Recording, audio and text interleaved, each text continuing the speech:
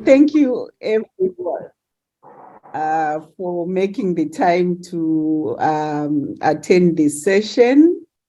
We have two social movements that are working on the ground, the Huairou Commission and Slum Dwellers International, to kind of ground this conversation around loss and damage. Everyone is talking about that being the biggest outcome of the last COP. But we wanted to get a more grounded perspective of what that actually means.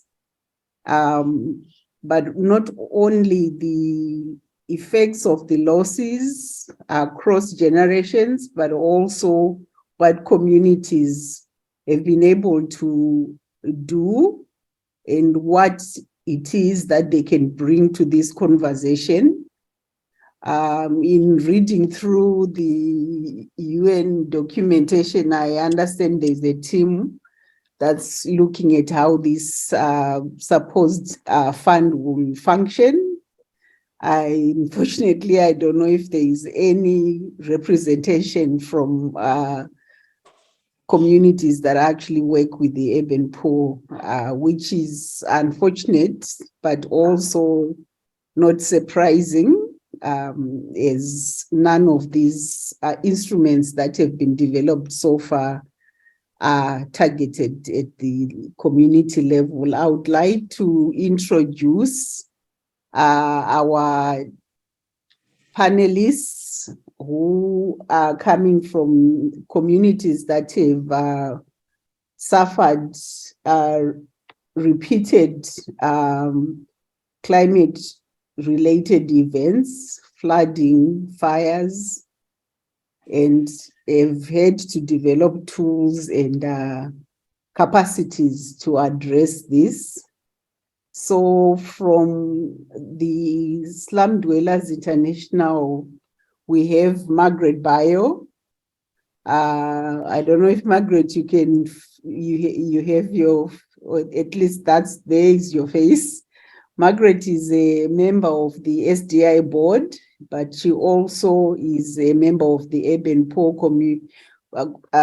Federation in Sierra Leone, specifically in the city of Freetown.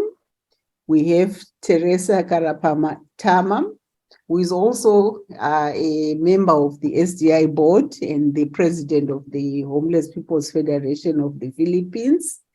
Then from the Huairou Commission, we have Elisa Maceda, who is a grassroots leader and organizer at ULAP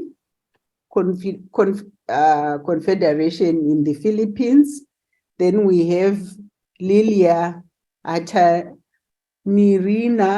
Ravonia Risoa. Lilia, I actually practiced your name, but look how terrible I've made that your name. I'm sorry. Lilia is the president of the Rural Women. Lilia is sufficient. She's the president of the Rural Women's Federation in Madagascar. And most of you know that quite recently, the islands in the east coast of Africa experienced immense climate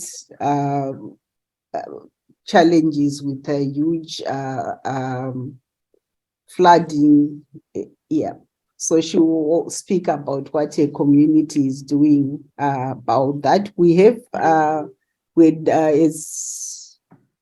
invited two discussants, David, who works with the Zambian Federation with the People's Process on Housing, and Ritu from IIED, who unfortunately we understand is unable to join.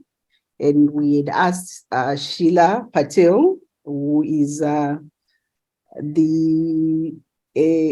of the founders of SDI, a former board chair of SDI, but also a key uh, person in the climate change world who has been really working quite hard to ensure that the voices of grassroots communities are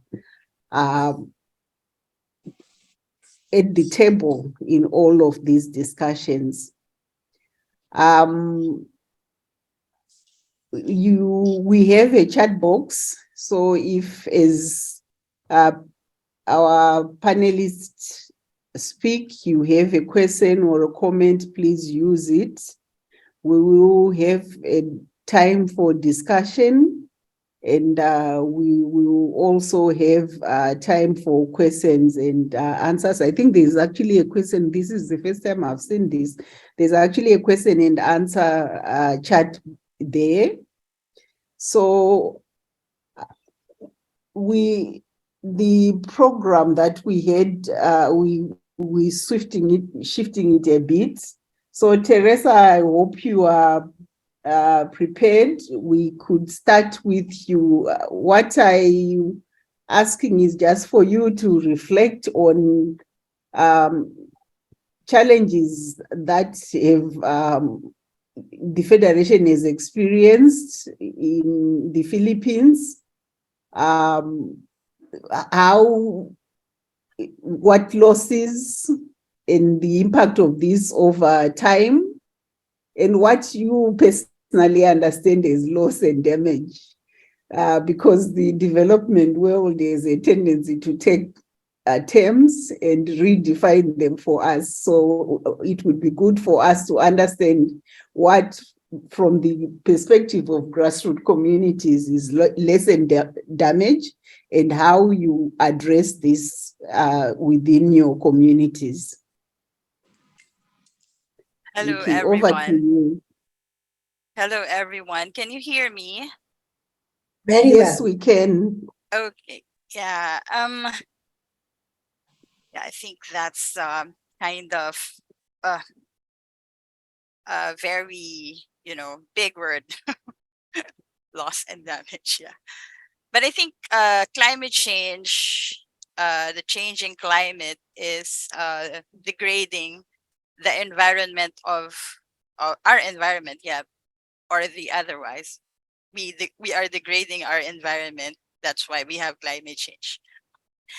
And the epicenter of all these effects is experienced by the poor, especially in the informal communities. Our farmlands before are now part of the sea or are now flooded with too much water during the rainy days, threatening our food security. There's also the worsening health conditions, including mental health, due to the destruction of our homes, our communities, our livelihood, our infrastructure loss also disrupts the schooling of children. This also impacts our transportation, our mobility, and worse, loss of our jobs and other economic opportunities. The homes that we built for, the homes that we invested for almost 2 decades is being wiped out in one single typhoon. So that's, yeah. Aside from, so these impacts are aside from the usual challenges that we face. Of course, there are eviction, demolition, fire, um, you know, aside from floods, we have volcanic eruption, we have, um, you know, uh, uh, earthquakes. Yeah, most of the times. Yeah. So these, um, so aside from, of course, there's a lack of job opportunities for the poor, lack of basic health care and social services. And most of the times, this is not just the worst thing that could happen during these calamities. We also lost a lot of our family members. So, and the worst thing for me, I think, is that when the losses of the formal economy is being counted by thousands of dollars. For example, one typhoon hit a business district. They have they have uh, calculations of how much losses the government or that institution um, impacts their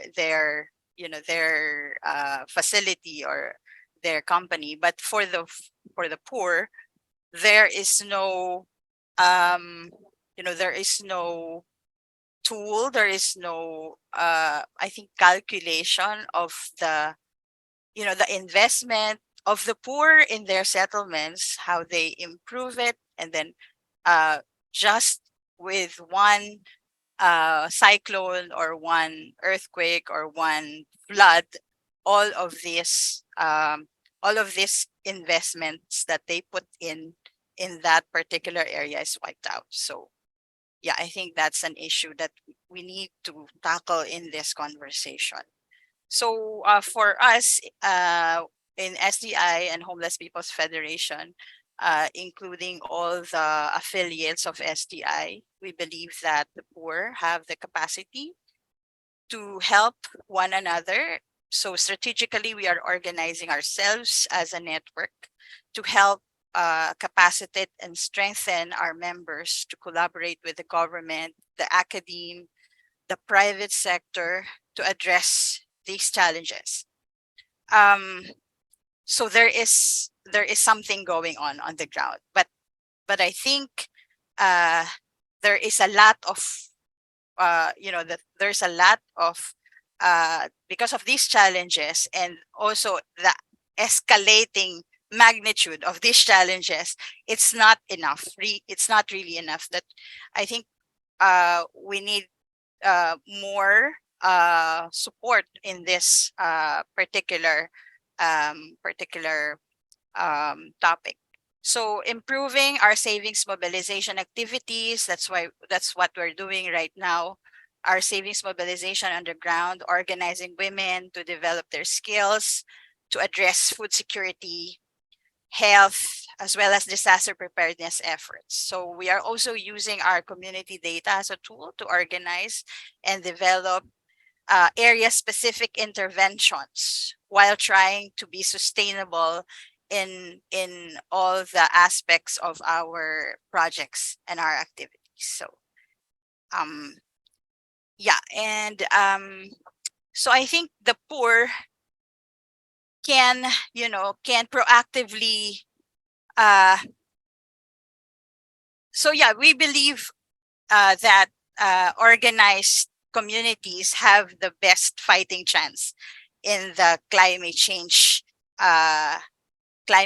to battle climate change impact. So yeah, and also we have the area specific knowledge, the knowledge of the poor, and the data that we have can also be utilized by development workers the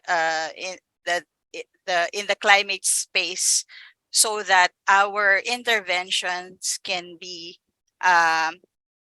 fit for purpose and can really address the issues of the poor and the marginalized. Thank you.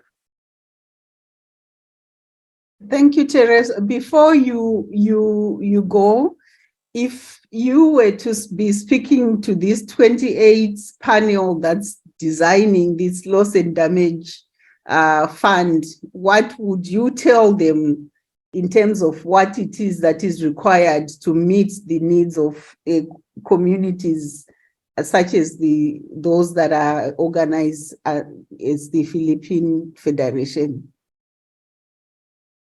I think that we of course there's there is there's a bias for me, of course, because we want to really include the poor in the decision making and the formulation of the strategies that they do, before they just say, okay, you lost this, and there's this is what we plan. So yeah, I think that's it should be there should be a long term, um um structure that should govern this kind of intervention, because this will not happen, one project at a time. It's going to be a long term and a recurring problem. So I think, uh journeying with the poor, and then capacitating them, and helping them to be part of that collaboration with the government and all the actors within the space. I think that's, if we have that, 50% of the problem, I think, is solved, because the poor is included, and the decisions that they feel they want, and they can do themselves, um, can be incorporated in that solution. Thank you very much, Teresa. Lilia, shall I come to you in the context of Madagascar? Could you also answer the similar questions? What is your experience? What is your community doing? What is your reflection on the loss and damage, as it is defined by the powers that be? But what would you also like to see that would make a difference for your community? Do we need translation? Yes, Beth, just a second. I want to check with the organizers whether the closed captioning is enabled so that Shraddha can put her points in English. If not, the attendees need access to the chat box so that they can see when she adds the points. So Ika, Tim, can you please confirm that? Yes, the caption has been enabled manually. You can check that kindly. Okay. Thank you. Shraddha, are you then ready? Ataoko teny frantsay. Tsy manino natao teny frantsay. Sa zay malaza anao zoky a. Tsy te kanao mbola tsy mandeha ne. Te connecté. Okay, Lilia, I think you can go ahead. Afaka mandeha amizay tsika. Nefa izy le hoe English tsika.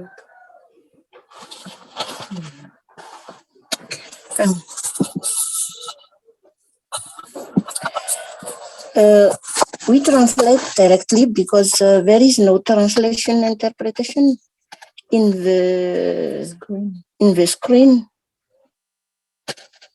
We will add your points in English so you can start speaking in French. No problem, Lilia. Yes, please continue. Yes. My friend translate in English, and I speak French or Malagasy is easy.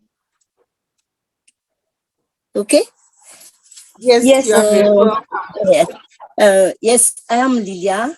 You know, I am the president of our organization, Federation of Rural Women in Madagascar, and I am also member of Huairou Commission. The next is in French. So, a Madagascar, ifandimbiasan'ny tondra-drano sy ny cyclone de tena betsaka tokoa ny fahavoazana ary ny vehivavy tantsaha tena ianjadiny izany eto Madagasikara. Ny cyclone koa tsy mitsahatra mitombo ny heriny amin'izao fotoana izao. In the area where I work, rural women are primarily the huge victims of climate change effects, like regular droughts, floods, and cyclones. intensity of cyclones, droughts, and floods have increased and are more prolonged. Ny gouvernement amin'izao fotoana izao dia tsy manana famahana olana maharitra sy à moyen terme mba hanampiana ny olona. Dia nandray andraikitra ny fikambanana zany mba ahafahan'ny mpikambana manohitra sy miaritra an'izay ary manorina fiatrehana ny loza mety hitranga aminy sady koa mamaha irery ny olam-piainany fa tsy miandry fanampiana. As the government fails to bring along mid and long-term initiatives, FARM, which is the Rural Women's Federation in Madagascar, is aiming at addressing the issues related to it by the climate change, then by empowering local communities and building their resilience. Akoatr'izay dia ny ponina ny fotony zany dia maty antoka tanteraka amin'ny fahavoazana vokatry ny tondra-drano sy ny cyclone ary ny haitany. Dia miova ny calendrier cultural, lasa tsy ampitsony ny vokatra fa mihena, dia mihena koa ny vola miditra.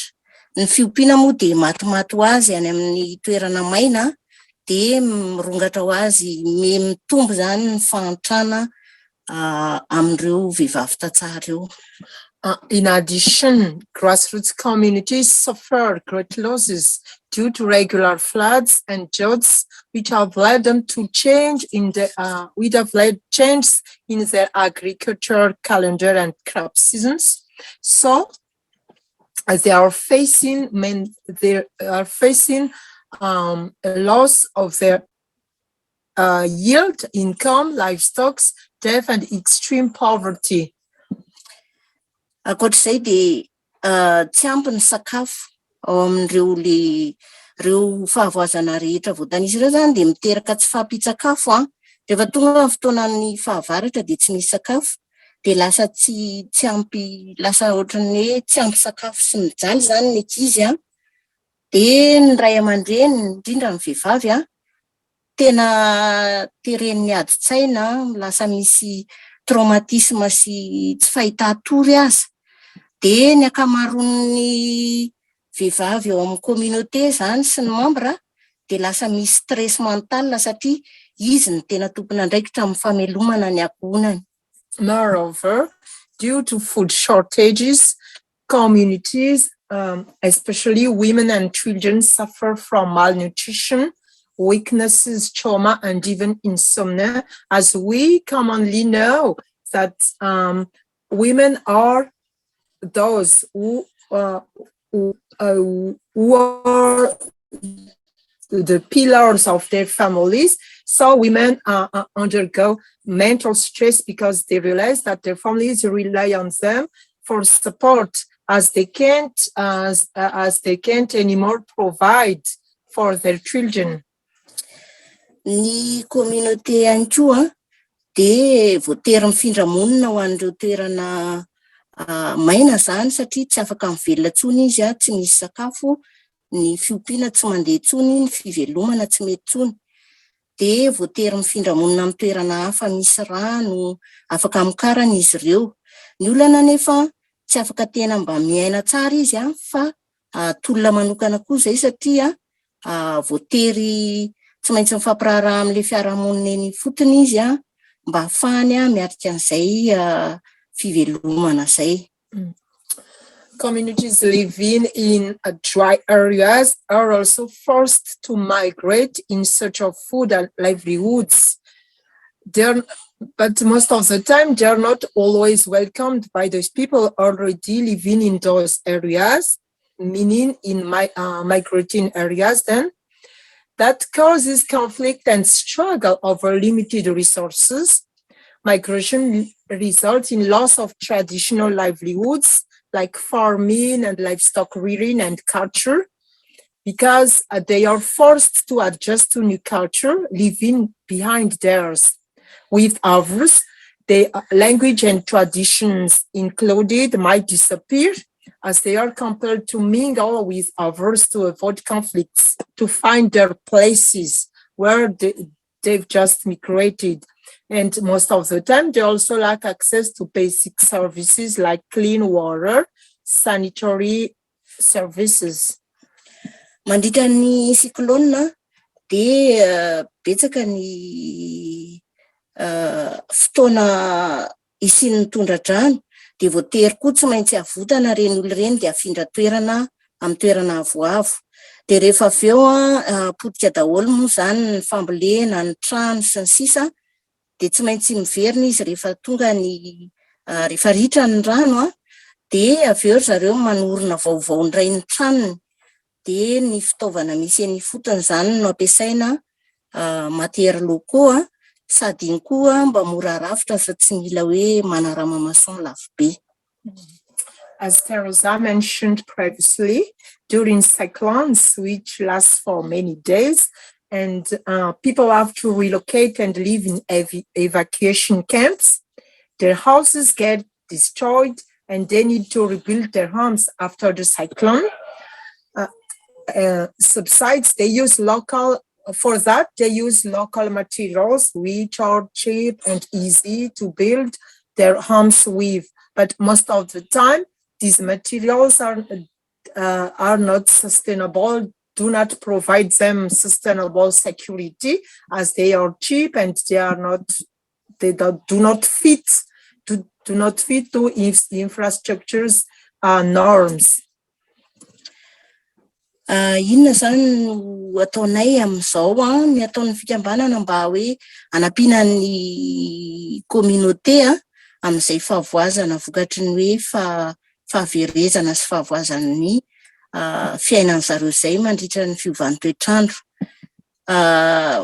Ny ataonay voalohany aloha dia mampitombo ny fahalalana amin'ny fahaiza-manao mpitarika, satria izy no afaka tadiny fiarahamonimpon'antoka sy anamora ny fanampiana an'ireo vehivavy ireo. Mitady mpiara-monimpon'antoka ohatra, mitady vola, dia ampitomboana zany ny fahaiza-manao.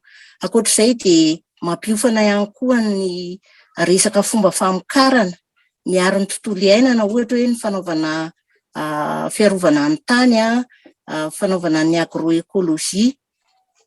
Dia ankoatr'izay manao ihany koa ny fambolekazo, hoe ahoana ny hanatsarana ny fambolekazo zany. Okay, so how does farm address to those issues? Well, farm provides leadership development skills to grassroots women so that they can find long-term partnerships with other rural women organizations and negotiate with partners. We also train them in soil conservation and agroecological practices like planting resilient crops to improve farm yields and promoting tree planting. In other terms, it would be agroforestry. As we train them as well in other livelihoods opportunities like green charcoal making and handcrafts. Moreover, we also supporting women to access markets opportunity and lease lands when relocating.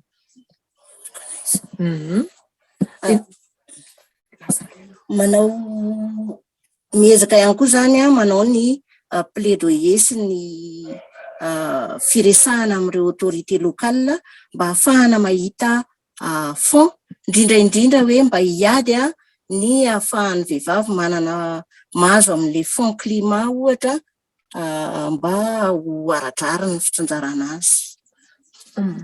Moreover, we organize regular local dialogues and advocacy with government and policy makers, decision makers, and other partners to provide funds to ensure climate justice and equity for rural women as well.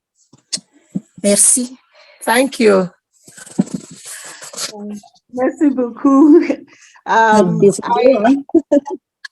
If I can also just quickly ask you the same question that I asked Teresa, If you had to say something to people who are at this particular moment involved in thinking about this loss and damage fund, what is it that you would advise them from your experience?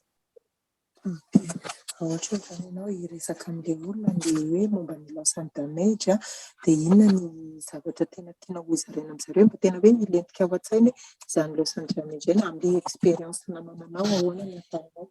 Ia, ny zay moa zany efa natao ary mbola atao hoe manao mifampiresaka ny mpitondra ny fotony zany sady manazava ihany koa ampikambana hoe inona ny afaka ataontsika amin'izao fahavoazana zao, inona ny eritreretinareo ho vahana sy ho takiana amin'ny fitondram-panjakana.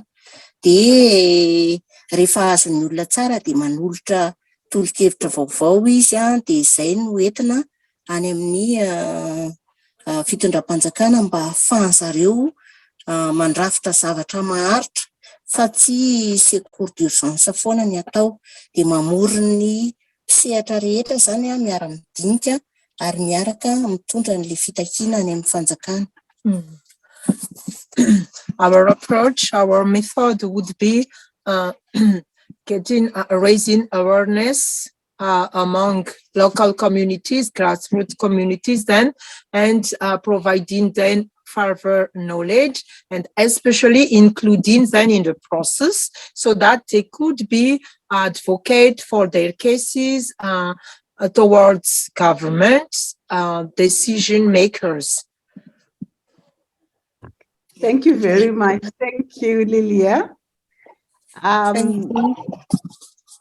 Yeah, thank you very much for that. Unfortunately, I am very bad at timekeeping.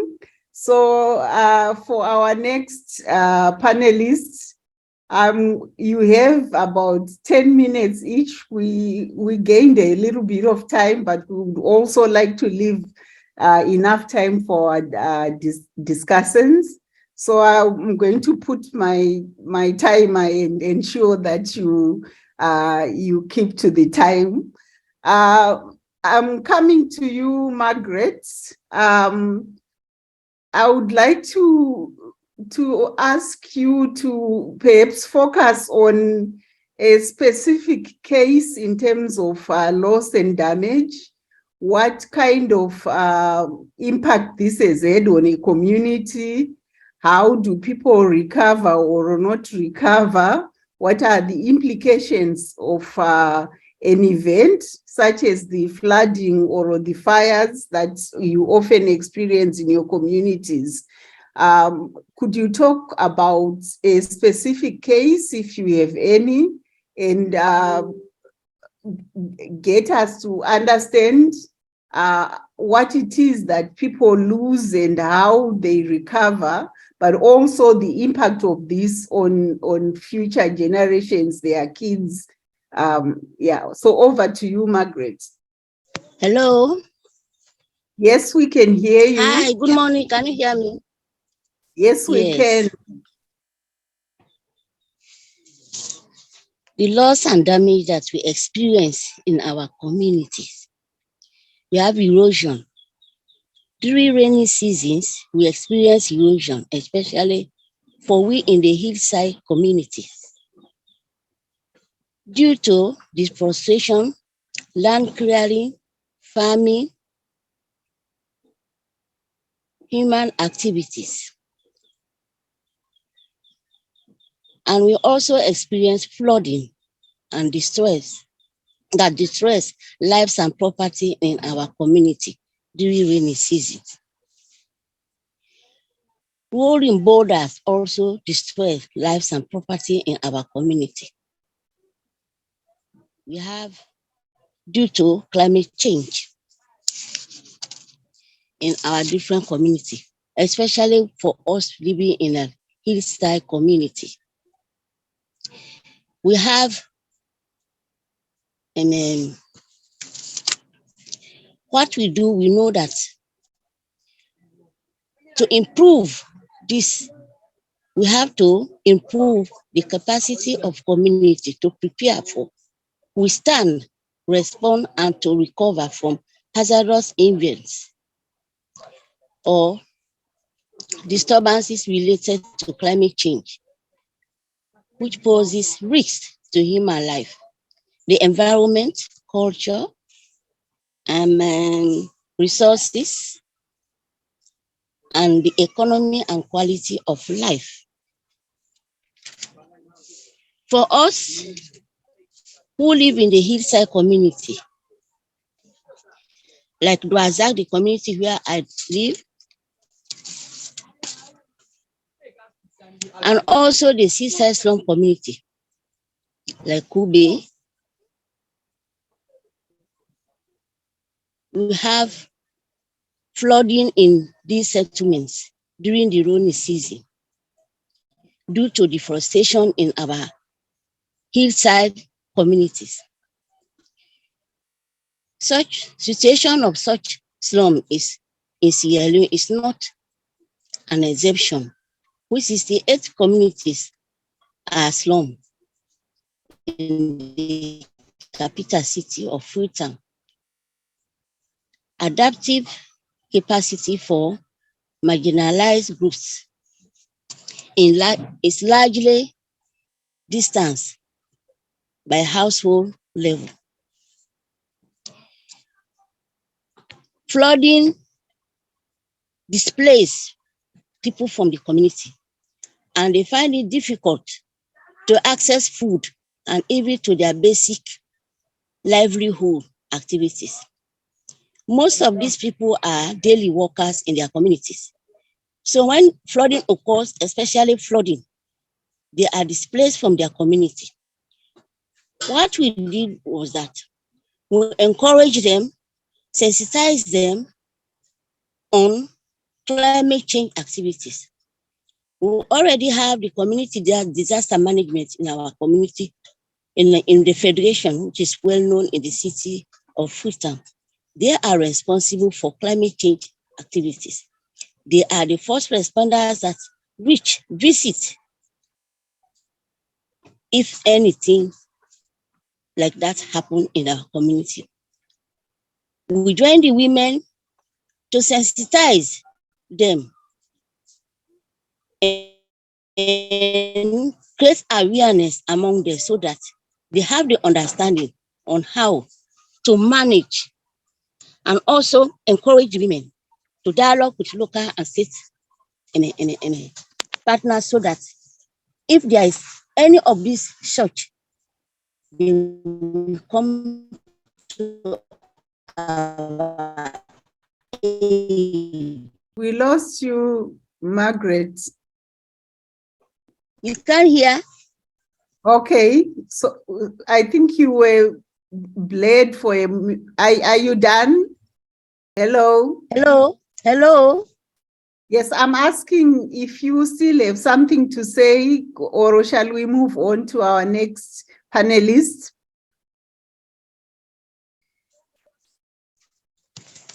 I'm saying something, but you can't hear.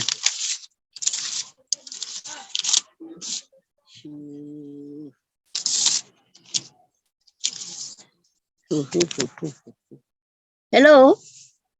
Yes, please. I'm lost. So, No, you are not lost. You are here. yeah. You can't hear me. I can hear you. Is it me the problem? No, we can hear her actually. It looks like she can't hear us. Maybe shall we move on? So our next panelist is our colleague from the Philippines. Sorry, I don't have the names in front of me. And her name is Eliza. Eliza, over to you. Elisa, that's Elisa. Eliza. My apologies. Over to you. So in the same theme, it would be good to understand how you experience loss and damage, and what your communities are doing. What, if any, would you like to see change in terms of how resources are distributed to impact the work that you do? Over to you. Magandang hapon po sa ating lahat. Ako po si Elisa Maceda, isang grassroots leader at sekretary ng Samahang Montalban Action Group. Nakatira sa Kasiglahan Village 1, Rodriguez, Rizal, Philippines. Miyembro ng Ulap Confederation at Huairou Commission.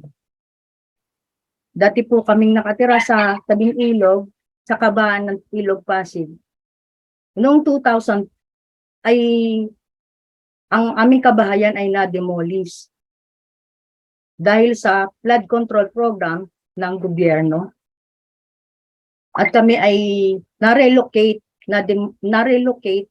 sa bagong relokasyon ng gobyerno sa Rodriguez, Rizal.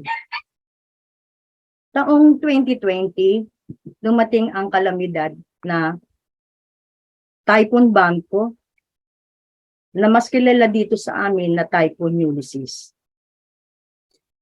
Sorry, Eliza, just so people, the interpretation is in the chats. If you would like to follow Eliza's presentation, so there is an English interpretation in the chat.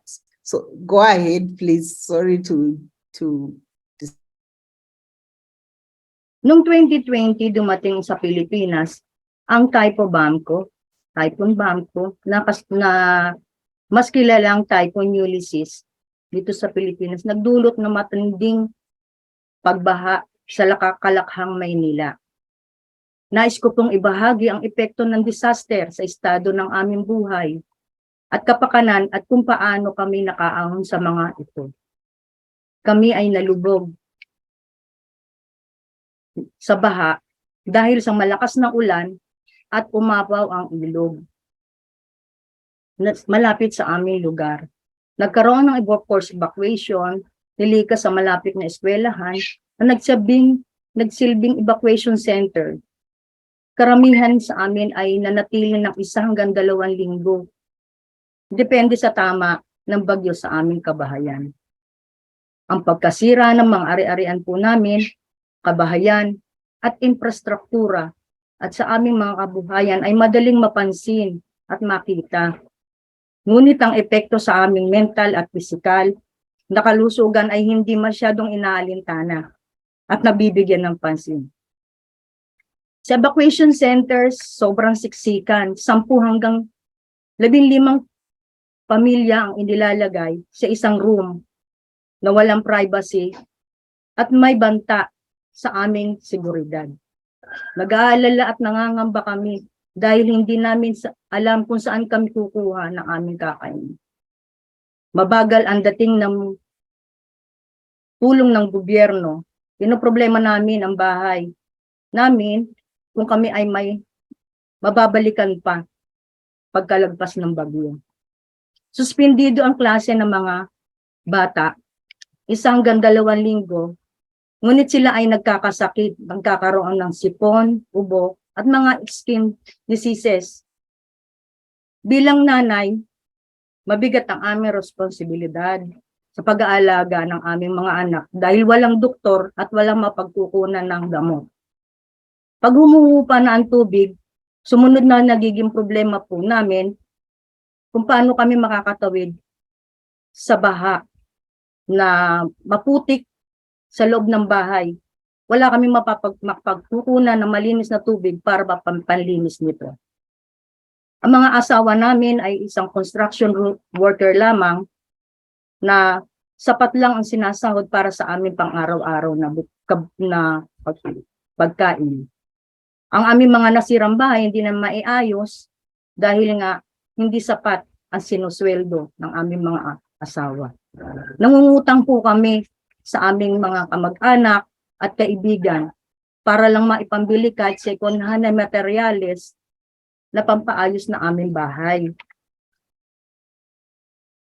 Depresyon at trauma ang aming nararanasan. Kung paano makakasurvive dahil sa pagkasira ng bahay, kawalan ng trabaho at kabuhayan. Ang bigat sa pakiramdam at trauma ay tumatagal ng 2 hanggang 3 buwan pagkatapos ng disaster. Kami mga kababaihan ay sumasalo ng bigat ng mga ito dahil kami ang nag-iisip kung paano makakasurvive, paano dumidiskarte ng pagkain para sa aming pamilya, paano makakapagpagawa ng bahay, mapalitan ng gamit na nasira ng bahay. Ang mga mababigat na hamon sa amin ay pagkain, pabahay at pangkabuhayan. Malaki ang natulong ng aming samahan Montalban Action Group. Upang makalagpas kami sa problema ng disaster, ginagamit namin ng pondo para makapagbigay ng pagkain sa 500 pamilya. Nag-oorganisa kami sa pagluluto ng lugaw para sa mga evacuees at nagsasagawa kami ng resource mobilization sa aming mga kakilalang NGO tulad ng PMPI, COM, ang aming partner NGO, sa local government at pribadong institusyon. Nagtatag kami ng community pantry para mapagkunan ng pagkain at iba pang pangangailangan ng mga miyembro. Nagkaroon kami ng disaster preparedness trainings at pagsasanay ng mga community health workers para matugunan ang pangangailangan pangkalusugan sa pamamagitan ng mga alternative medicines mula sa aming community garden. Inaasahan namin na marami pang bagyo at pagbaha ang tatama sa aming komunidad dahil sa climate change. Kapatagin namin ang aming mga sarili at mga aming organisasyon para harapin ang pagkawala at pagkasira ng resulta ng mga kalamidad. Maraming salamat po. Thank you, Eliza, for that very emotional, you made us really understand what the implications of these issues are not development, they are personal, they are people's lives. Thank you very much. Thank you for your vulnerability and making us really understand what it really feels like. Thank you. I would like to thank our 4 panelists for giving us a sense of what it is they experience on the ground. As we lost one of our discussants, Ritu, we're fortunate to have David Satterthwaite, who is also from IIED and a very old friend here. So David, I would like to ask you if you could act as a discussant in terms of what you are seeing is the implications of some of these global commitments and why they lack in terms of the needs on the ground as described by our 4 panelists. And then I would also ask David from the NGO support organization for the Federation in Zambia after David so it's 2 Davids, is it? So we have 2 Davids. So I'll start with David Satterthwaite. I don't know if our tech people could give him hosting. Yes, he has now joined as a panelist. I think, David, Okay. you should be able to unmute yourself. If not, I can. Can you hear me? Yes, we can. Over to you. Okay, fantastic. Look, the thing that annoys me most is that the funding institutions give all the rhetoric about supporting community organizations, but never set up the funding that they need, the flexibility, the need suddenly for extra funding. the SDI members that have set up their city funds and their national funds are a fantastic example to draw on, because that's exactly what they're doing. So I worry that not only will the federations and other urban poor organizations and federations face difficulty accessing these funds, but the conditions that are attached to the funds will also prove difficult. That's probably enough. Thank you. Would you have any advice or ideas about how, beyond what we already do as both Huairou and SDI in trying to influence those spaces at the global level? What we have proof of concepts on the ground in terms of our funds. The Huairou Commission have a climate fund, and as you said, the SDI affiliates have their urban poor funds. What is it that is lacking? Because we have been trying to get this connection for the longest of time. What do you think is lacking? Why are we still in this space?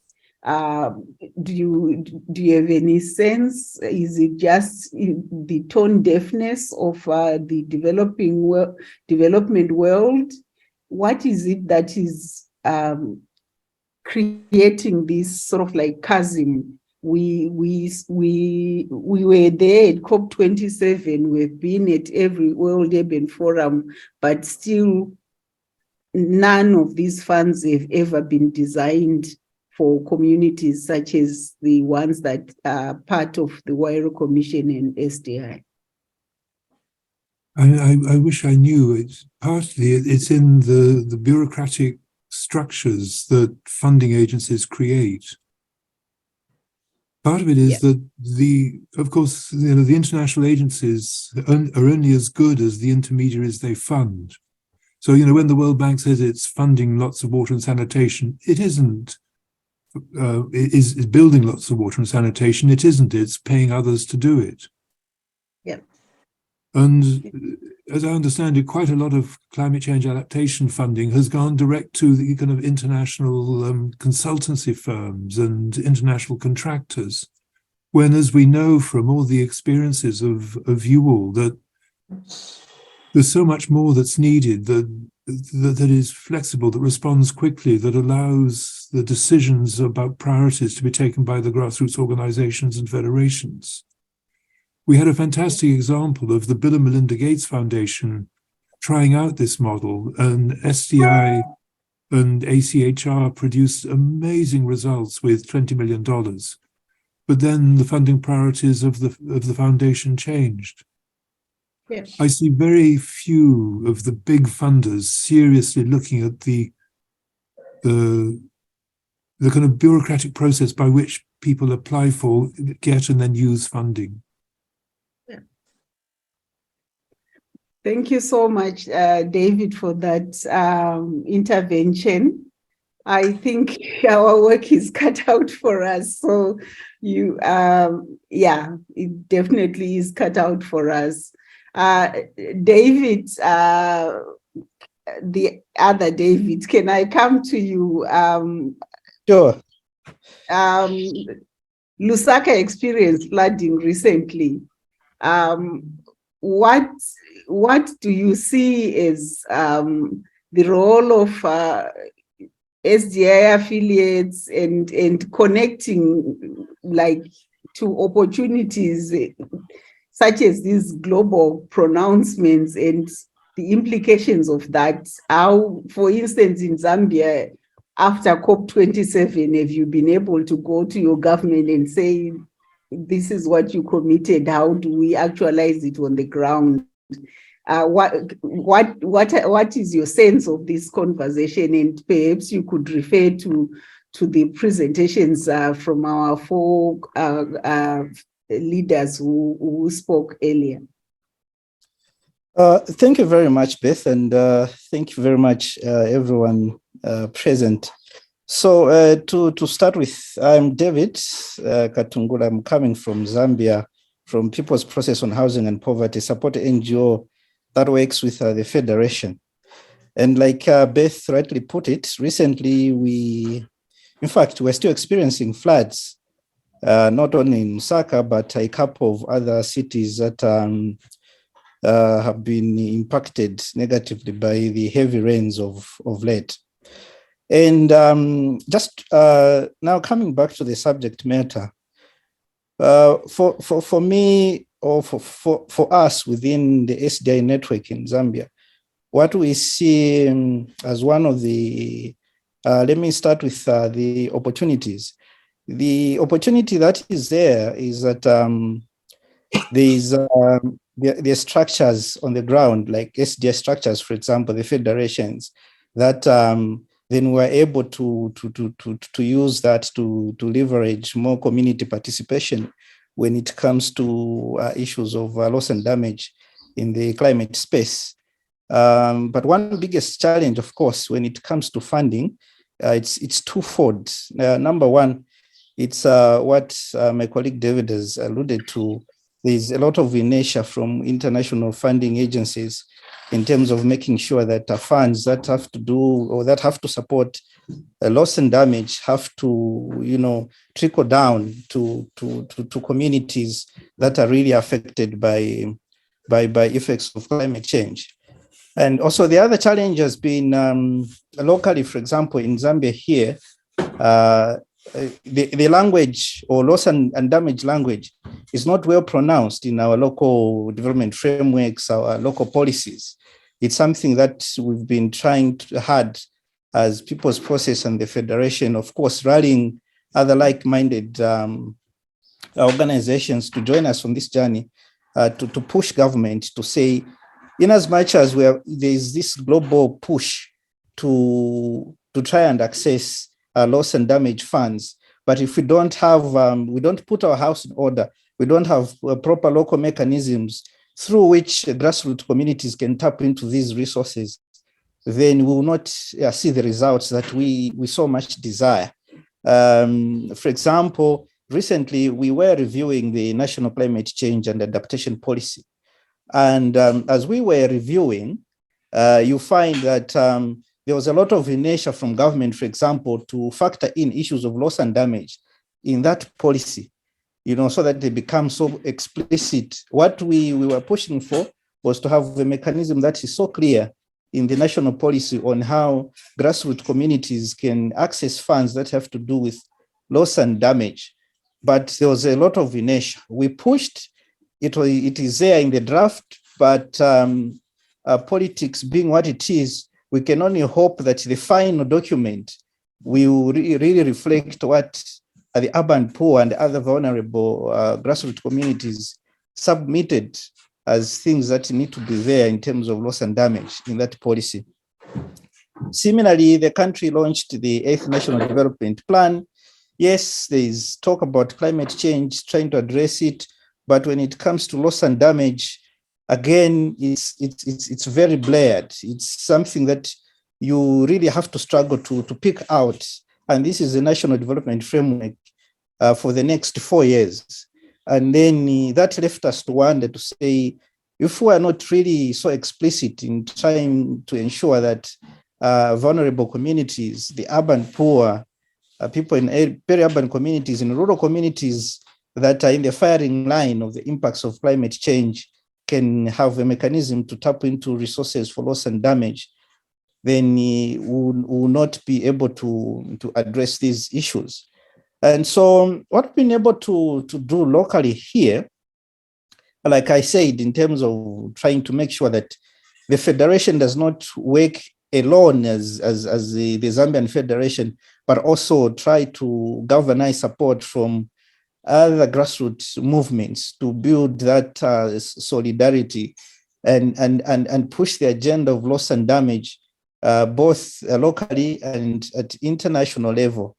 We do realize that, of course, for a long time, I think you had asked the question, I think to David, like for a long time, we've been going to World Urban Forum, COP26, COP20 what, but in terms of really having solid commitments and really resources coming down to the ground that has been missing. Obviously, at international level, there's also what we think is a deliberate move not to bear responsibility, because it's an issue of who is contributing much to this climate change effects that we are experiencing or we're witnessing. And you will discover that the developing world contributes the least, and yet bears the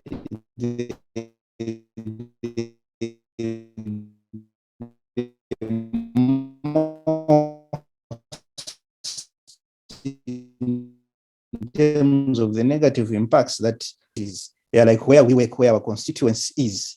And so there's also a tendency locally to, when you talk about loss and damage in the framework of climate change, to think of washed away bridges and roads and the falling electricity pylons. The government would be quickly to say, to quantify that and loss and damage and link it to climate change. But when houses, when communities floods, like it is now in Osaka, you go to Kanyama and many other informal settlements, government is coy, or they're not so willing to quantify or to move into those communities and say this, we need to look into loss and damage, because these floods did not just happen as a result of, yes, people are settled in an informal settlement, but obviously those floods are a result of activities that they may have led to contribution to it. And so on the local front, there's been that inertia to try and craft loss and damage into the local policies and development frameworks. And what we've been doing is to make sure that the Federation, together with ourselves, we push government to ensure that this agenda is so much explicit, is so much part and parcel of the development program of government, but also to ensure that to appeal to international funding agencies that the climate financing in terms of loss and damage should be able to reach communities that are affected. The conduit through which these funds may come, by the time they may not really, let me put it this way, may not really go and address the problems as the communities see them themselves in informal settlements or in vulnerable communities. And so you have a situation, what we see as a situation where a solution that is prescribed from somewhere, here are funds, for example, when they are available, and this is how you have to use these funds. But you are not affected by these challenges. We are affected by these challenges. Why not create a mechanism that enables us to tap into these resources and decide how best we can use these resources to deal with the issues that we are facing? Because loss and damage is just beyond quantifying in economic terms. There are other issues that are hard to quantify, for example, loss of lives, people losing their culture, or people having to relocate permanently, meaning their way of living has to change forever. And those things are very hard to quantify. And those things, we feel both our national governments and international funding agencies need to be so considerate and so sensitive as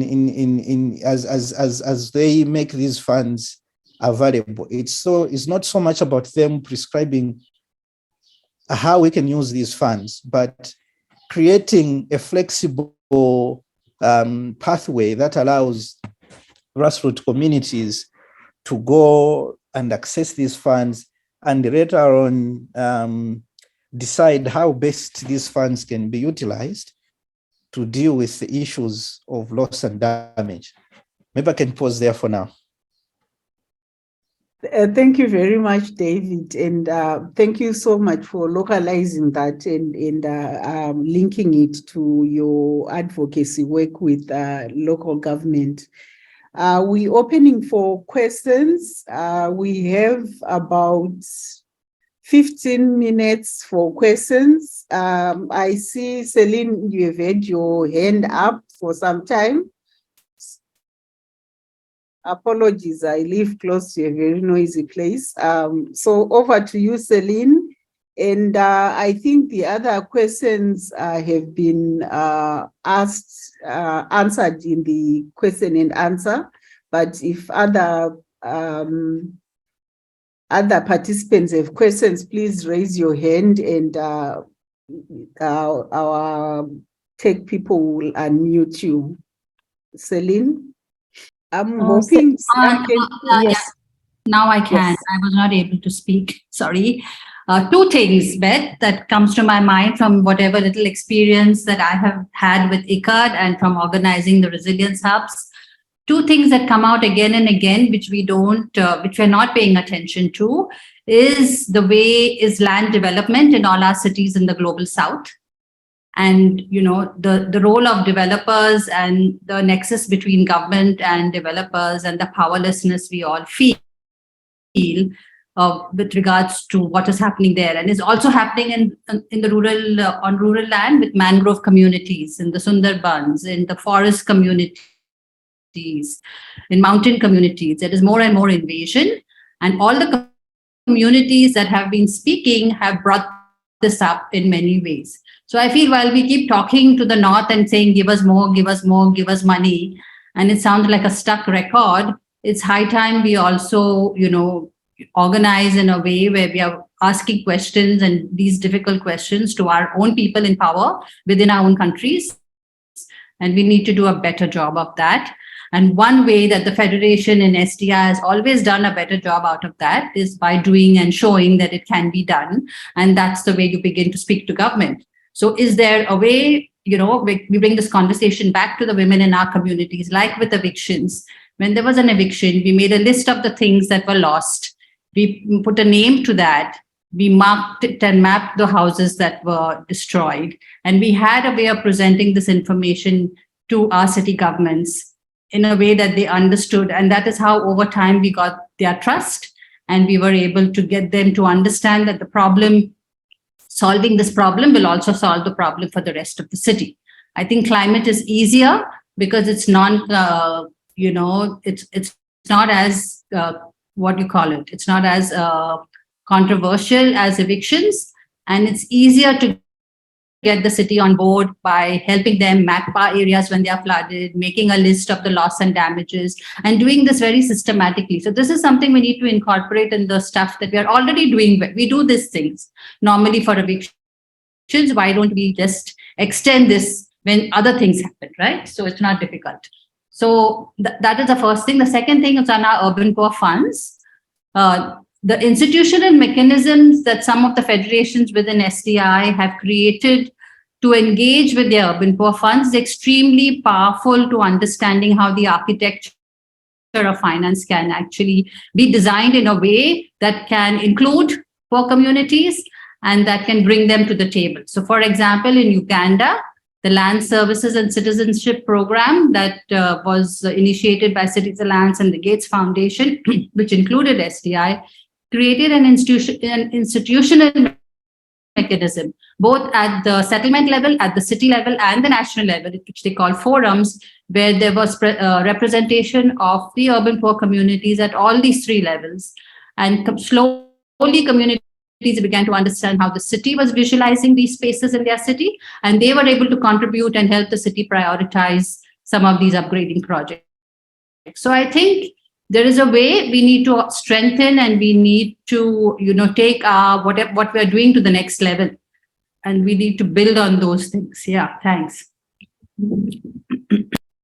Thanks, Celine. And the Huairou Commission is a climate fund, and SDI has these urban poor funds. So the proof of concept is already there. I think it is the linkages to there is a sort of like while the focus should not be on international funds, in reality, to do the work that is required at scale, you actually need those funds, and they end up in government, and government ends up like David Kay was talking about, thinking about electric pylons, bridges, but forgetting families. And so I think that working at the ground level and continuing to build institutions that actually incorporate the systems that we have developed on the ground makes a lot of sense. Any other questions from our participants? I can't see, for some reason, I can only see hands up, but I can't see if it's Celine's. Beth, there is another question from Ko Sina from Cambodia. I can read it for you.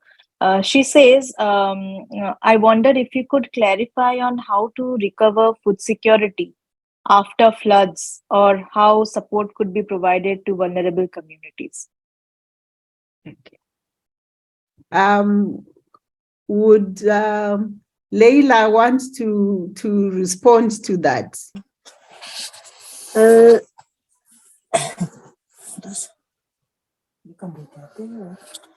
Oui, pour répondre à la question de la femme de Cambodge,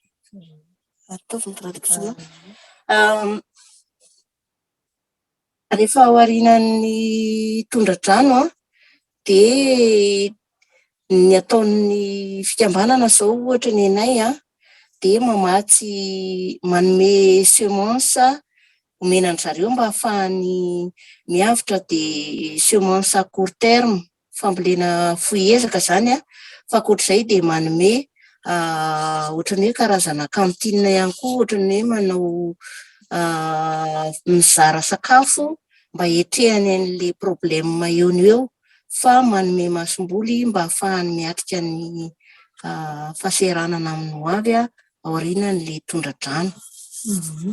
As for rural women, rural communities in Madagascar, after the floods, we used to distribute crops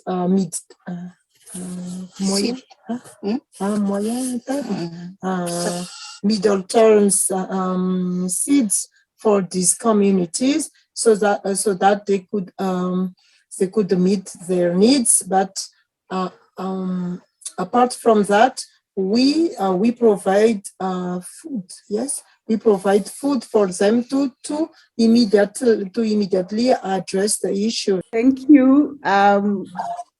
Do you feel you have been answered? I think it was Sinaroth.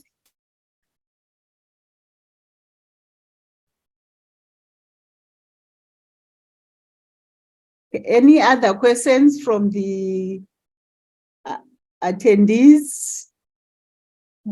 Beth, I see another hand from Quasi Baby.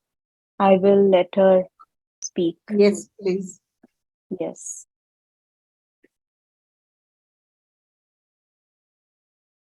Yes, Quasi. Okay, thank you giving me the opportunity. Actually, I am from Qazi Baby from Bangladesh. Actually, you know, Bangladesh is a lot of loss and damage happened due to flood and heavy rains. And it has happened in the urban area, those who are living in the slum areas. So they actually had to suffer a lot because they are living mainly the lowland and there is no shelter home. They have to stay when they loses their houses and resources, then they have to stay in the open air, open field. So there is no toilet, there is no houses, shelter, and food, no food security. So in these cases, our government try their best to do something for providing food, but they don't. Government doesn't give any shelter. So this is problem in the urban area, and it is happened like eviction, and due to eviction, where they will live. So and there is no space for the making housing, and where they lost their houses and resources, the government after sometimes government demolished all houses and all their resources. So in this case, actually the international from international level, it is very important to push the government to help the poor people. So this is my from my side. Thank you. Thank you very much for that, Kwasi. Any other hands? Is that a historical hand? Unfortunately, I can't see people whose hands are up. Okay, I see.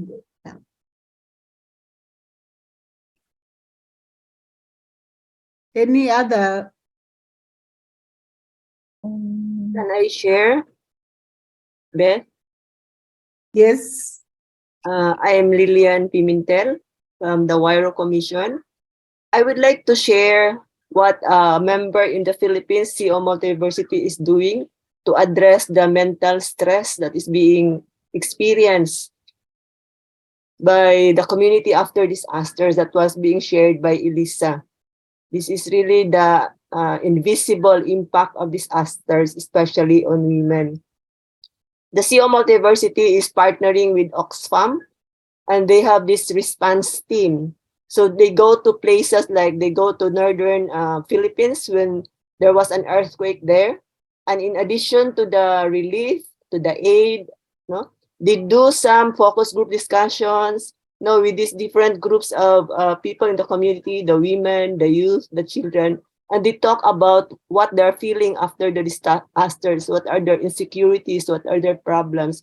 Because the mental stress, the depression, and the trauma is so great that we have to address them. And this has not been attended to by the government or by other groups. No? So I think it would be a very good program to include, to address the mental stress, the depression, and the trauma of the survivors. Thank you. Thank you. Thank you very much, everyone. I would like to move to Sheila Patel to give us some closing remarks and some reflections from all of the presentations and the conversation that we have had.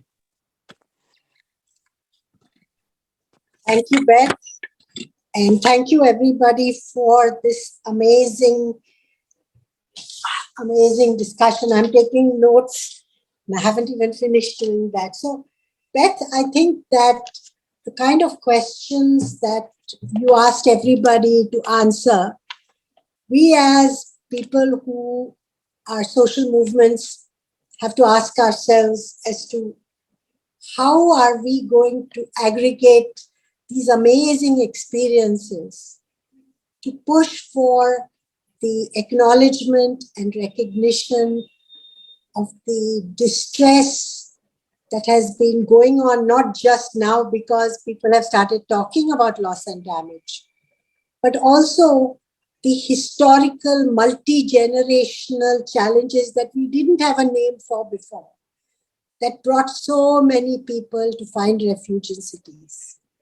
So I think that I want to start off, first of all, by taking what David said, which is that whatever we are doing right now is not going into the ears of people whose responsibility and mandate is to produce finance to alleviate this crisis. That's not happening. Either we are not doing a good job or they've closed the doors to our thing. So I think we have to dig back into our own experiences, which Celine referred to, which is how do we use the huge aggregation of people whose evidence we can bring together so that it cannot be sidelined. Because that's what's happening to women and to informality. It's 1/4 of the world's population in terms of informality. It is half the population of the world for women. And yet both these burden carriers' responsibilities are not taken up by anybody. So I think we need to use our capacity to collect data, to produce evidence, and to aggregate and disaggregate it at all these levels. And I think Celine's example of Uganda was one such one, but we have to remember that that was also part of an unusual project that closed down. But I think that the most important thing we have to remember is we are the frontline agents that manage these processes, and our networks support these communities, and we have to pull all of us together to produce such a huge volume of evidence that they cannot discount it, not go one by one and say, in my neighborhood, I had this problem, because that isolates us. So that's my first point. The second thing is, everybody in the Gobeshona events that I have participated in talk about dealing with climate change with the reference to human rights.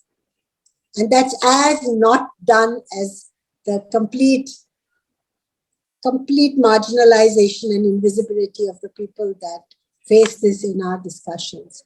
So we have to get together with other social movements to push this. The issue of caregiving and women is a very important one, which came out so strongly in all the 4 presentations, that it's bad enough that women are caregivers in normal circumstances, but their role as caregivers during crisis with completely depleted resources and no easy solutions become very, very difficult. And we have to amplify this challenge, not with a begging bowl, but as a demand and an expectation. And more of us need to make this noise, as we have started doing on eviction. I also feel that we need to include eviction in the list of losses and damages. After all, now climate change is said to be a man-made. Evictions are also man-made. And we have learned to quantify the damages that evictions do to poor people's lives. So we need to do that.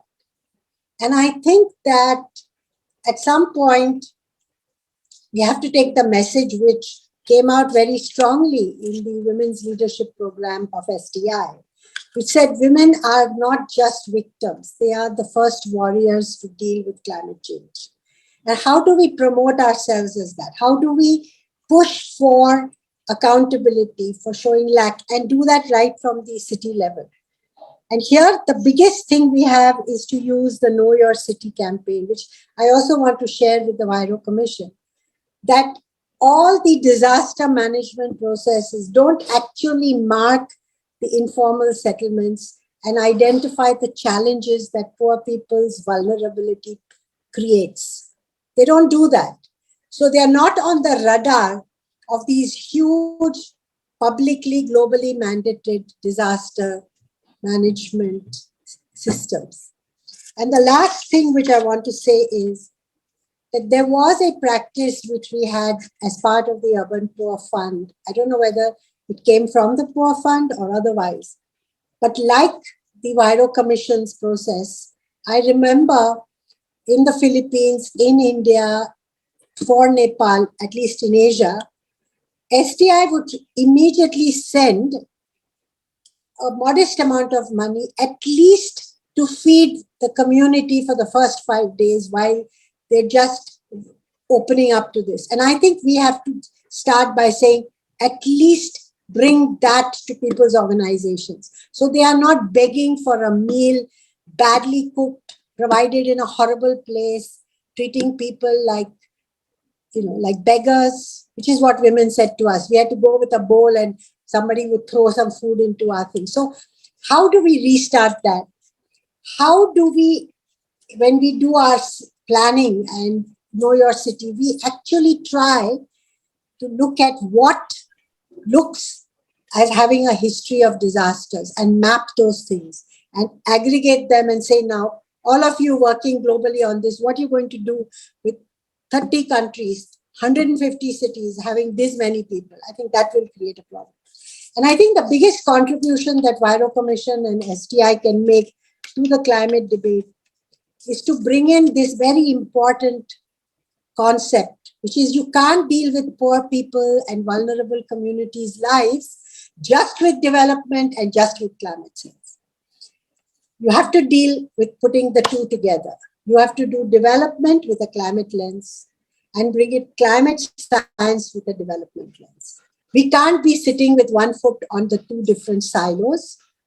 because the same people face this problem together. So I feel that let's use this particular dialogue in Gobeshona to kickstart this process, which we should bring to some fruition at the next COP in making these demands, bring other movements in, bring other processes in, and actually talk about cities that don't listen to us, national governments that have not taken our views, and say, can you at least look at it here? Something like that. But do it without becoming helpless in this process, because nobody else is going to help us. We know that. We have to help ourselves. So I'd like to end with this reflection to say, let this not be the end of this conversation. Back to you.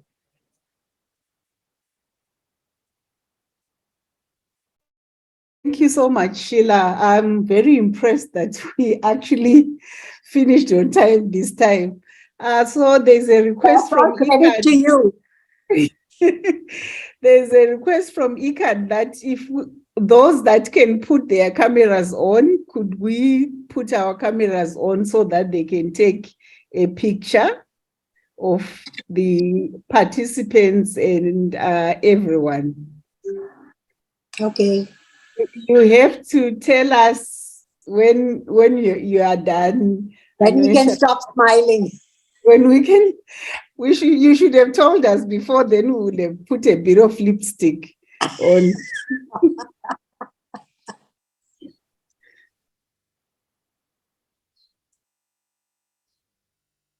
Come through, please. We still have 1 minute more, so we are still fine. I managed to take one. Okay. Yes. All right. Okay. You managed to take. Okay, I think. Yeah. So This should be fine. Anvita and Shraddha, thank you very much. And thank you to the ICAT team. I think you guys have done a good job. And of course, Beth, you made all of us feel we had all the time in the world to talk. Yeah, no, thank you so much, everyone. It was to our panelists, thank you so much for sharing your lives and your experiences with us. And for everyone who attended, we're very grateful. Asanteni, bye-bye. Bye-bye, everyone. Thank you so much.